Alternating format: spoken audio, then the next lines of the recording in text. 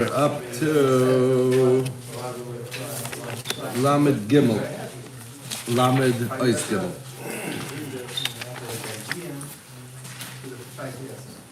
And the Rebbe is going into over here the idea of what we said, that when we want to try to understand a high level of consciousness, that has to come along with a lot of understandings and prerequisite and building up the whole seichel.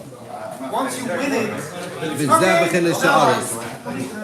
this is the idea of here. You got it? Yeah. Mm-hmm. The idea of here on the head, he's saying. What? Valid? Okay. The idea of here. There's a concept like we've discussed that what's called moistus hamoichin, the extra energy burnt by the brain, like the exhaust pipe of the brain, is the here.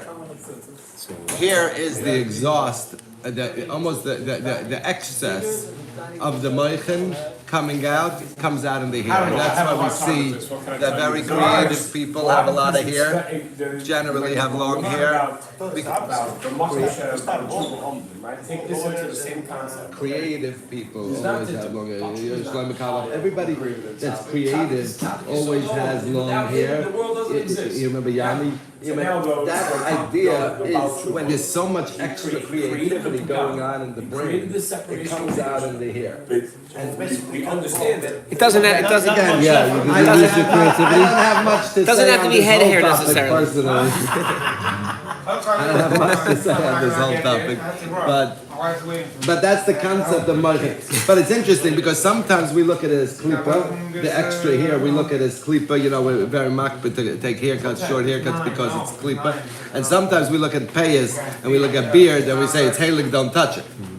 So there's moistus hamoichin, there's this idea that the hair is the expression of extra thought process, but some of it is holy and some of it we say is klipa. So we're going to get to it in a minute what that idea is. The idea of the extra moichin, the moistus hamoichin comes out in the sa'aris.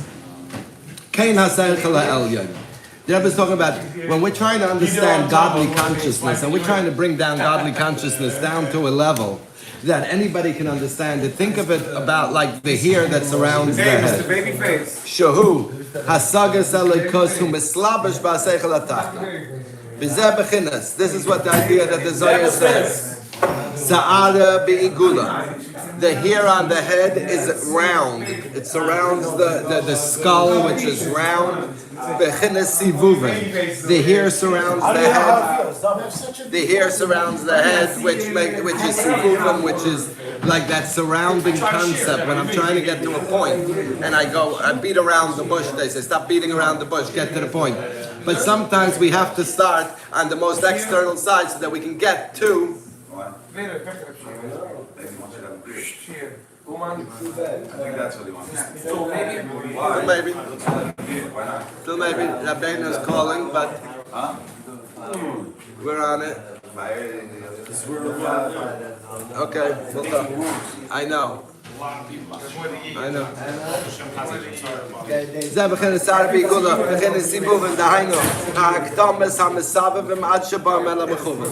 we beat around the bush and we start talking about the outside factors and the outside factors and the outside factors until we get to the point. I don't mean to talk about all the other things, but I'm talking about all these outside ideas. Right, when I want to get to the idea, let's take any idea, right? I want to explain to you the love that two people have to each other, right? I want to get to that point.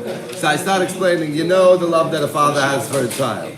The love that a Rebbe has for a Talmud. That. So was that kind of, right? So I'm starting with examples, but I don't mean the example. I mean the thing I'm talking about.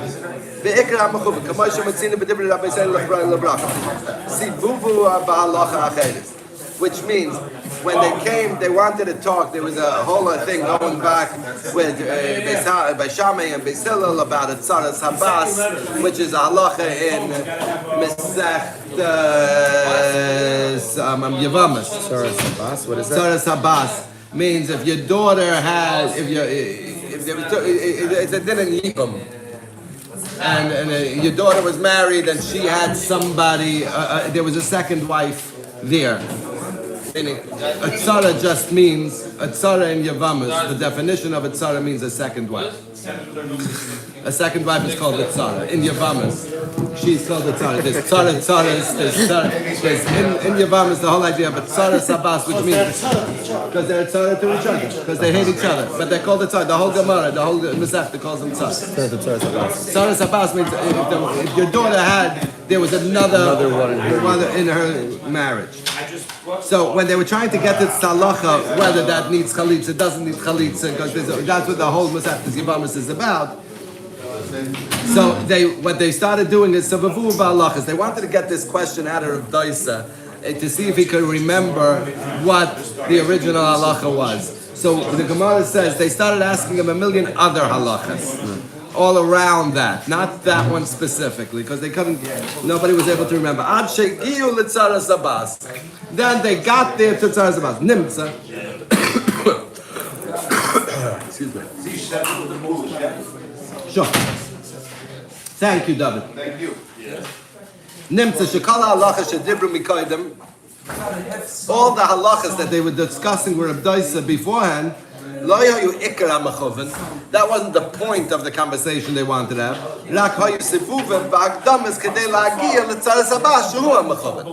Right?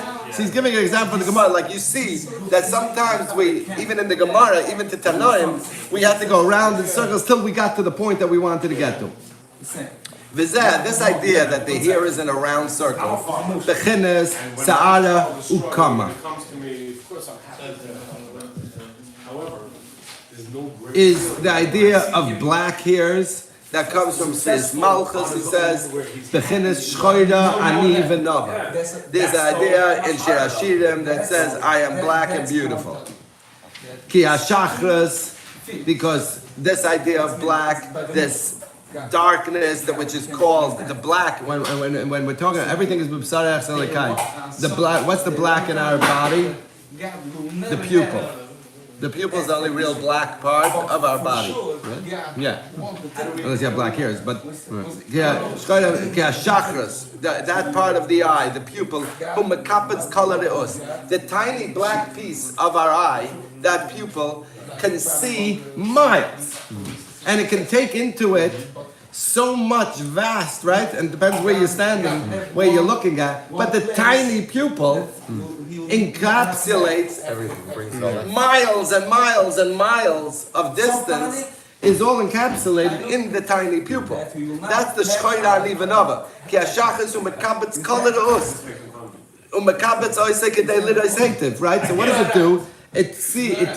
The eye sees it all, but then the pupil minimizes it and minimizes it down to the point where it can go to your optic nerve, so your brain can flip it around so you can see it in the way and experience it in the way we're experiencing it.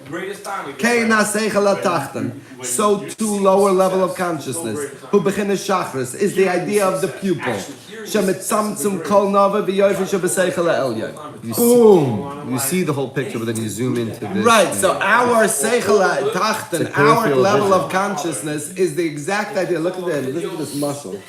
Is like the pupil that can see miles, but is mitzamtzem itself down and reduces itself down to the size of a pupil, a tenth of a penny, right? Down to that level.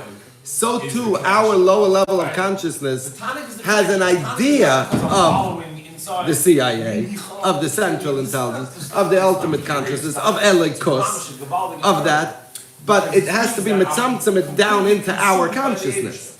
The Elu Asa'ara is, and these hairs, these black hairs. The Zohar says, these are the shear of the oisiyos of the Torah. The size of the letters of the Torah. What does that mean? What are mitzvahs? What are mitzvahs? We were taught mitzvahs are things we have to do. These are things. You're Jewish, you have to do mitzvahs. True. However, what are mitzvahs? Every mitzvah we have is just all kinds of everything. dressed up chachma of the chachma elyon. So when we're putting on tefillin, the reason we're putting on tefillin because we know that this tefillin is like the pupil of the chachma elyon. It's a life hack. And that's what they are. They're chachmas haboyre yisbarach shemai that are dressed up as mitzvahs. Their consciousness, their seichel elyon that's dressed up as mitzvahs. Ki kol mitzvah yeshla shiyurim acherim megvulim. Every mitzvah on this planet, right? We're gonna go mitzvah shem into Rosh Hashanah. In Masechtas Rosh Hashanah, there's a shear of how big the shofar has to be. We're going to go into Sukkot. There's a shear of how big the sukkah has to be, how big the lulav has to be, how big the esrog has to be, every arava, every hadas. Everything has a shear.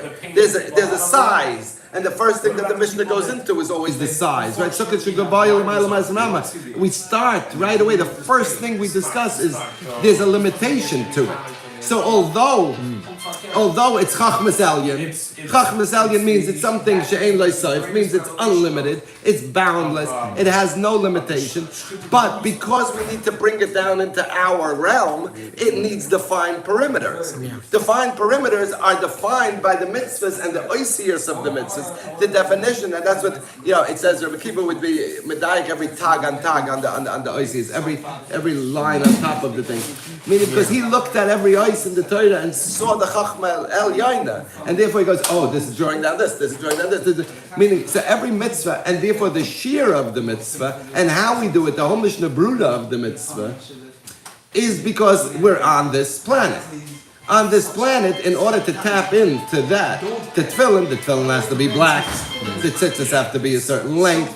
Ben talks about tzitzis every day with his 60 to 90 second halacha. We're in the middle of Hilchas tzitzis. It's, there's shiurim and gvulim. Fascinating concept. Kol mitzvah yashna shiurim acherim and gvulim. Kegoin, mipnei ma ha-mitzvah azah is mitzvah sebekach. Why is this mitzvah specifically like this? Because the details of the mitzvah are what Hashem commanded. Another mitzvah, you're supposed to do completely the other way.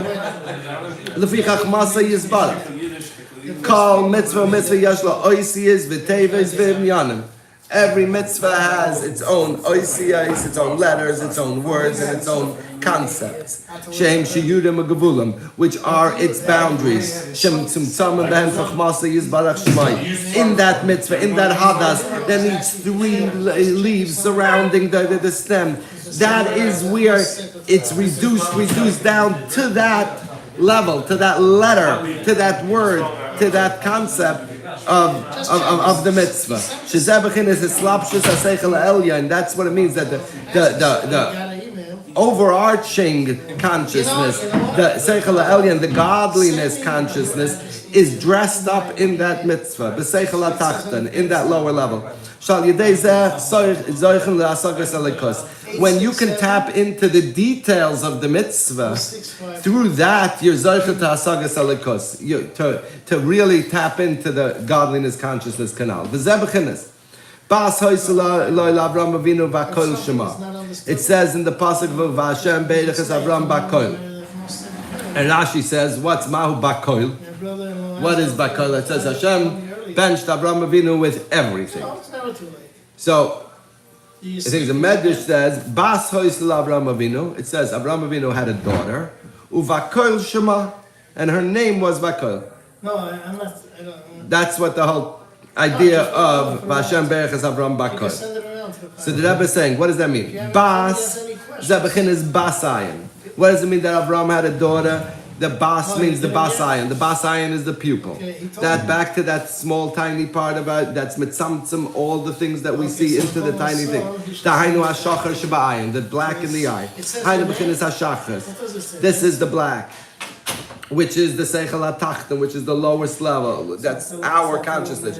Shu mitzamtzim u'magbel v'koil ba'atzmai kol advarim ha'oim ha'gdolim ha'oim dem negdar. Just like the pupil can take and reduce down miles and miles and hundreds of miles down. They say visibility today 5 miles, right? When in the weather report, one of the things is visibility, right?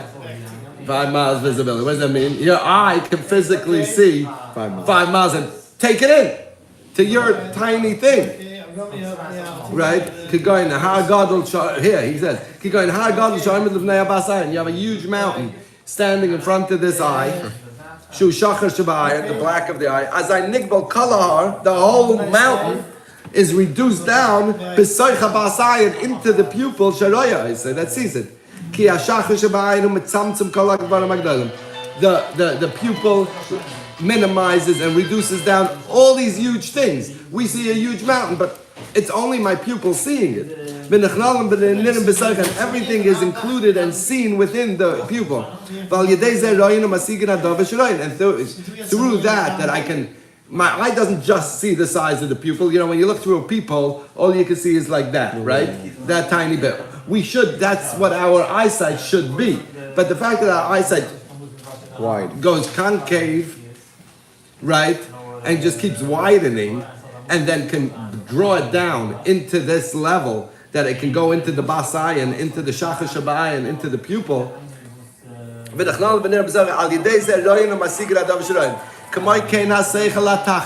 So to our lower level of consciousness,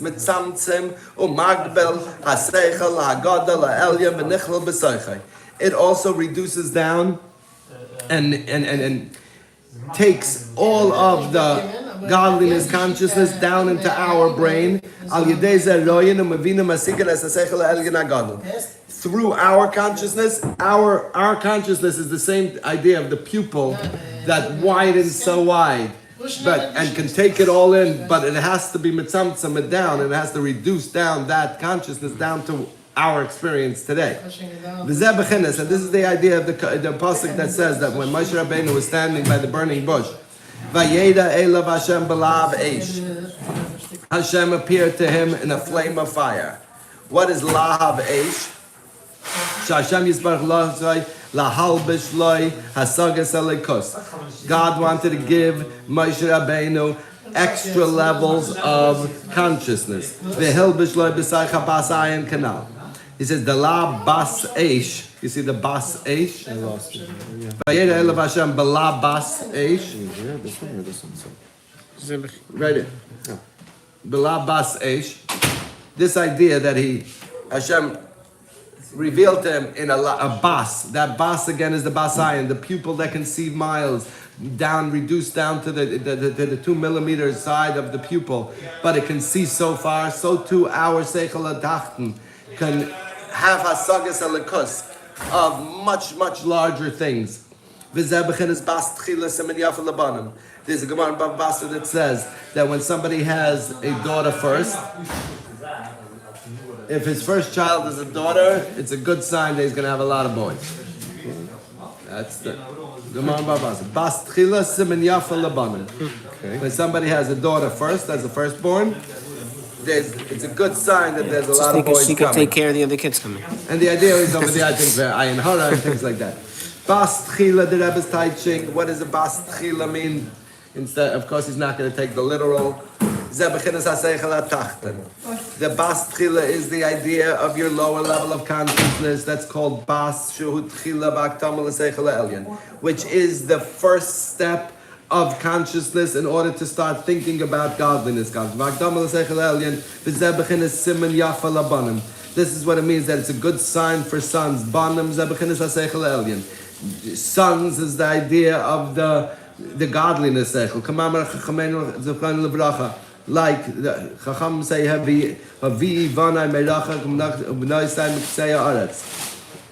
there's a pasuk in Yeshaya that says, "Bring my sons back from the furthest corners, and my daughters from all the corners of the earth." Havi banai. What does bring my sons me? Eliv Goliath Bavel. Shadaitam Yeshavas Kabanim. Who are the banai? The banim are the ones that are in Bavel, and this is a fascinating Gemara because it says, why are they called sons in Bavel? Because in Bavel things were good. Galus was very good in Bavel. They had no problem when Klal Yisrael left after Churban Bayis Rishon. They were good in Bavel. Their daitan was meyusheves. They had their business. They were settled. They were good until Ezra started pulling them back to Eretz Yisrael, they were daitam miyushavas there. They didn't have the struggles. They were cozy there. They didn't have the Romans banging on their door. Like today. They weren't being persecuted there. So their minds, that's why they were called banim. Banim means clear mind. They had a clear mind in Babel. So who are we talking about? Haviyu Banai, when the pasuk says, "Bring my sons." Elu galiyos shebebavel shadaitem yeshavas kebanim. Benoisai, who are the daughters that says miksei haaretz? Who are we bringing from this? Elu galiyos shebesharayatzes. Those are the Eden that are in all the other countries. Shadaitem enem yeshavas kebanim. Who have anxieties. Nimtza shabanim hebechenes das miyeshavas. So from here the Rebbe teaches from understanding this concept that banim are the ones in Babel because their level of consciousness is more settled. They have less anxieties versus the people in the rest of the world. So you see that the idea of banim is attached to clear-mindedness.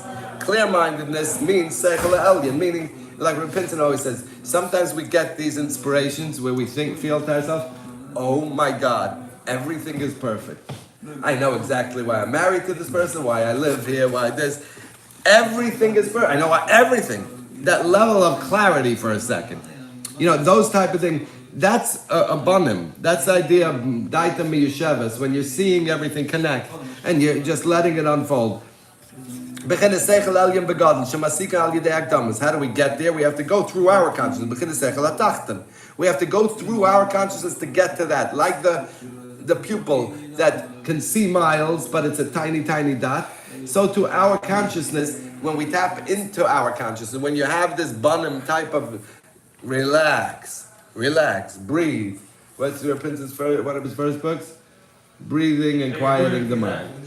The first book I read, second. The first one I tried to read, I got an autograph by him, was Imagination, Imagery and Imagination. I read maybe 25, 50 pages, and I brought it back. I don't know what you're talking about. What are you talking about? So he tells me, okay, read this book first. And he gave me Breathing and Quieting the Mind. He goes, before you're going to try to understand that book, read this book. And that's what this is. The idea of banim is, daitam yeshevas means breathe and quiet the mind first. If you want to get to any other imagination and imagery, if you want to try to start using your imagination and really start creating things with your imagination, you cannot be in a stressed place.